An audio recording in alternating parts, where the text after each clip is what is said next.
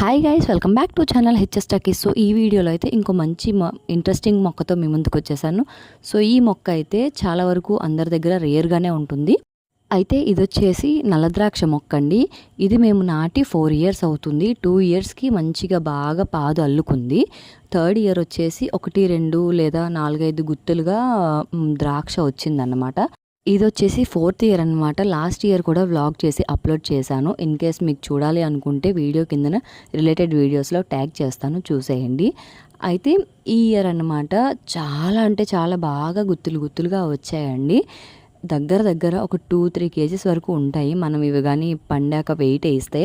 అంత బాగా వచ్చాయన్నమాట. ఇది వచ్చేసి మా మినీ గార్డెన్, చిన్న మొక్కలతో చాలా అందంగా ఉంటుంది. ఈవినింగ్ టైంలో అలా అక్కడ కూర్చొని చాయ్ తాగితే ఉంటుందండి ఫీల్, అబ్బా వేరే లెవెల్లా ఉంటుందండి. అయితే ఇంత ఎక్కువగా గుత్తులుగా పూసాయి, కానీ నాకు ఇవి పళ్ళైనంత వరకు ఉంటాయా లేదా అనేది మాత్రం చాలా పెద్ద డౌటే. ఎందుకంటే డైలీ మా సిసింద్రి రోజుకు ఒక గుత్తు లెక్క తెంపేస్తాడు. అలా తెంపేస్తే మాత్రం 1 మంత్లో ఖచ్చితంగా ఖాళీ అయిపోతాయి.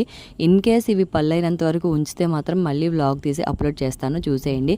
అండ్ మీ ఇంట్లో కూడా ద్రాక్షపాదు ఉంటే కామెంట్ చేసేయండి. వీడియో వస్తే లైక్ చేయండి. ఇంకెవరైనా ఛానల్ కొత్తగా చూస్తున్నట్లయితే ఇలాంటి మరిన్ని ఇంట్రెస్టింగ్ అప్డేట్స్ కోసం ఛానల్ని సబ్స్క్రైబ్ చేసుకోవడం మాత్రం మర్చిపోకండి friends. Thanks for watching. Bye.